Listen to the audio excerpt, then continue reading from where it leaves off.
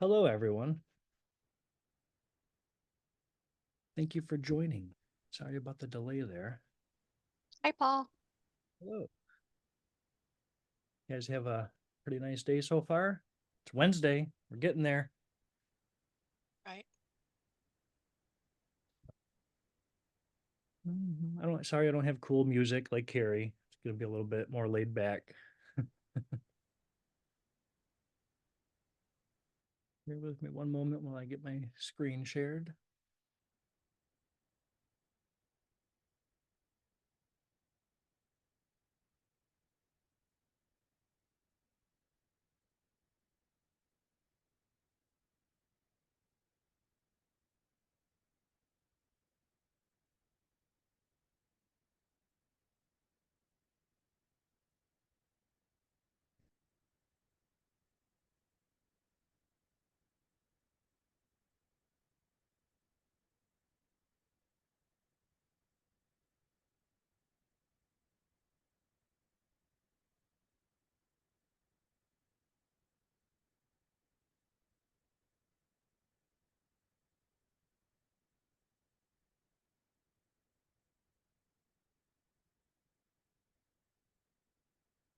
Hey, can everybody see that? Yes, we can. Perfect. Awesome. Thank you. All right. So starting off the first and third at 3. Well, 3:02. Paul, Paul, I can barely hear you. I'm not sure if anybody else could. Well, Maybe it's my volume level. let me bump up my sound a little. Yeah, bump it up. Okay.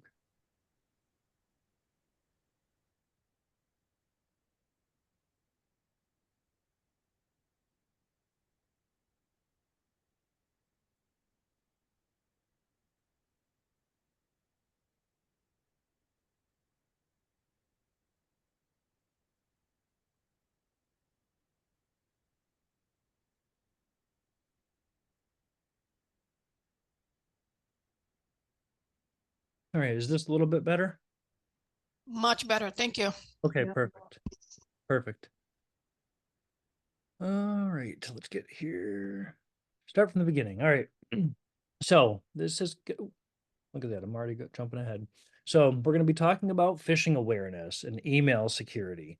That seems to be the number one important thing we can stress right now when it comes to protecting the company, protecting our agents, protecting our own accounts.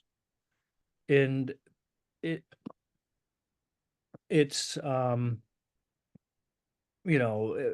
number one way people can get into our systems, steal our data, hurt our agents is, through phishing. It's basically the number one way. When you see people out there, hackers, when you think of a hacker, what do you think? Do you think either the kid in the basement or the person that's on the computer, with all the programming languages? No, it's not. It's that person that just that send out an AI generated email to hundreds of thousands of people in the hopes that somebody will click on a link that they're not supposed to, and that's how they make their money. So, I mean, it's an 8 to 5 job for a lot of them. That's their daily job. They come into an office just to scam people and send out these malicious links and try to, steal your data and trick you into giving them money. So, some of the biggest tips is, use caution for every email that you get. Look for red flags. A great thing to look for is urgency.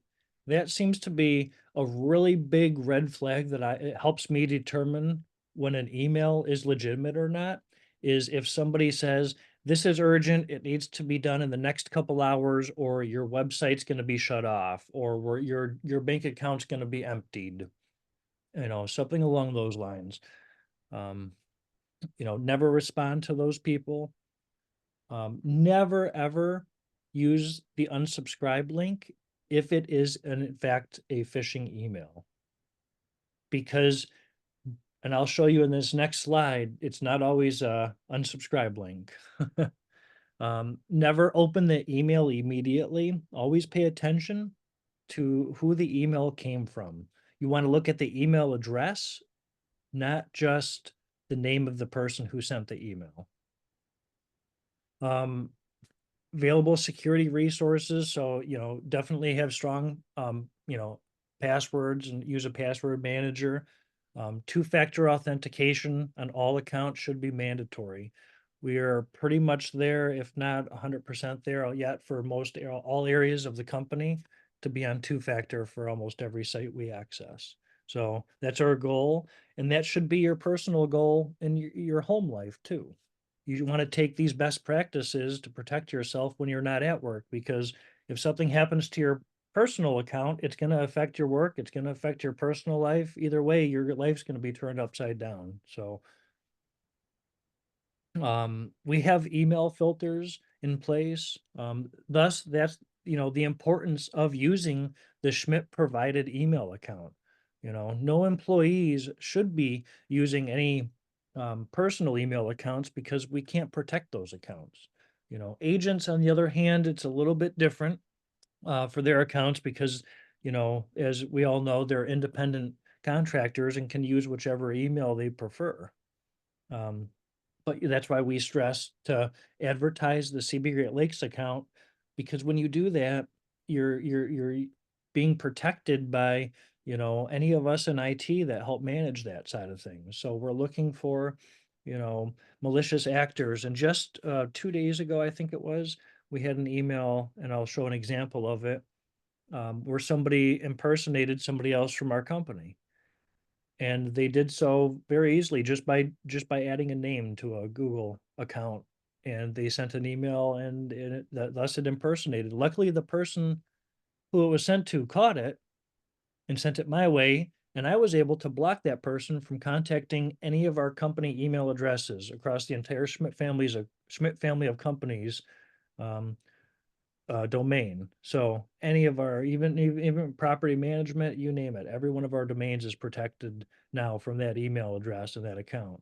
So that's, the importance that we push for utilizing company only accounts because of what we put in place, the backups we're going to be, you know, setting up on accounts when needed, and the additional protections. If you do have anything that happens, definitely report it. So if there is some type of phishing attack, you want to, report that item as spam, and that'll delete it from your inbox. Um, if it is somewhat, take a screenshot of it. If it's something that's very blatantly spam and you want to send it my way just so I have some awareness of it, please don't forward me the spam in case there is a virus attached to it, because then you'll give it to me and then I could give it to everyone. So we don't want that. So try to just do some screenshots, and I'll show you what screenshots would work best. But yes, definitely anytime, if anything happens with any type of agent transaction, or somebody sends money when they're not supposed to send money to a specific account and now it's been transferred, we're not sure what to do, you need to pick up the phone and immediately call somebody, call the supervisor, call somebody from, the Schmidt IT department. So anybody, myself, Carrie, let Kelly know, let any of us know that, that incident took place, and then we'll take some steps after that we have to, document. There's a lot of reports and things we can view, but it's limited. So if you come back and say, 3 months ago something happened, I'm very limited as to what reports I can pull. So it's very important we get that reported in a timely manner. So this is where you want to read the email address. This is an example of an email that we just got the other day to Danielle. Um, Clearly, this is Zoe's account, but this is not her email address. And inside that email, they were asking to change the direct deposit for her paychecks to one of their accounts. This happens quite often in HR situations. I know our Julie Vance, our old HR manager, she used to get these sometimes 3, 4, 5 a day on these requests just from companies and people out there. That's their job. That's how they make their money. So, but yeah, never pay attention to the name. That name, you could say that name is, it shouldn't really exist there. I think it should always be the email address. I've already contacted Google. There's no way to change this in our Google workspace. So unfortunately, we have to live with it for now.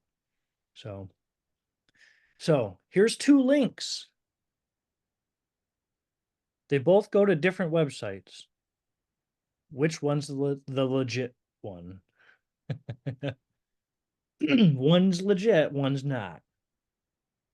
So the one way to tell if you get an email and there's a link there, don't just immediately click on it. When you do that, you could be clicking on a link to a website to immediately download some type of virus or take you to some malicious website to think it's, your Microsoft login page. And then once you go to sign in, you've now given that hacker or that, person that's phishing you your credentials to log into Microsoft.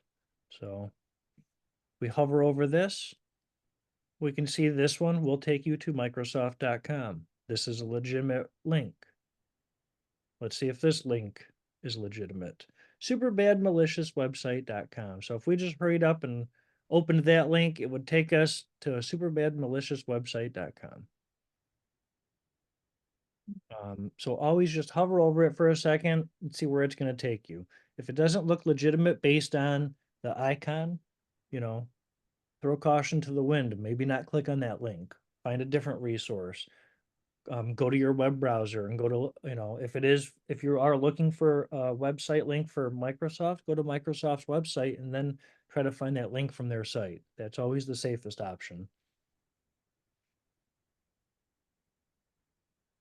So, any questions on any of that? It's pretty simple. We just want to make sure that we're pushing this information out to the agents. We're talking about it in the meetings. Um, the number one tip, tell them don't pay attention to names. Always pay attention to email addresses.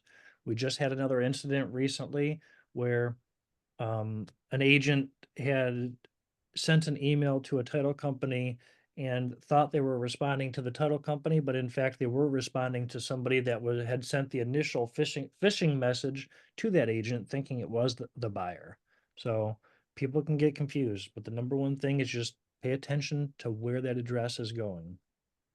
We write out letters, and we used to write out letters. Now it's 74 cents a stamp. I don't know how many more letters we're writing, but you'd always want to write your address on there and where that letter was going, and you want to pay attention. You're going to double check that address before you just drop it in the mail. So do the same thing with your emails. Pay attention. So leave it open for any questions.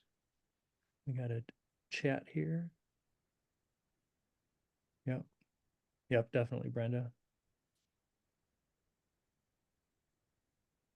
Definitely check the sender's address. Yeah, you answered my question after I sent it. Thank you. Yeah, sorry, I didn't see that until just now. It's okay. But yeah, that's any other tips that you guys have that you want to talk about on the meeting here? I mean, I'm sure you guys have tons of more experiences, seeing those weird emails come in because your guys' office emails are sometimes publicized publicly. So, I know you guys are first line of defense there when it comes to a lot of those emails. And just like our agents are with those publicized emails, we just got to do the best we can to protect them and just communicate, safety and pay attention to what links you're clicking on and look at the email address. So one question about the not hitting the unsubscribe. If I'm getting emails that they're trying to sell me stuff or they're from stores or something like that, it's all right to unsubscribe to those, isn't it? Yep. So if it's a legitimate site that you're sure is, if it's from target.com and you're sure it is the Target email, by all means, click unsubscribe. I do all the time on that stuff. But if it's an email that looks pretty malicious, the very second you click on that link, you're clicking on superbadwebsite.com unless you pay attention and know what you're clicking on. Now, some of those websites may be this long, all kinds of letters, hashes, uppercase, lowercase. You're not going to know the difference on if it's good or bad. If that's the case, I would probably sway on if the rest of the email looks malicious. I would probably sway on the side of that link is also malicious and probably delete that email. So. All right. Well, we'll end it here. Thank you, everybody. And I'm sure Carrie will be back next week after her lovely vacation. It has been pretty nice here in northern Michigan, little rain, but no. All right. Take care, everybody. Thank you all.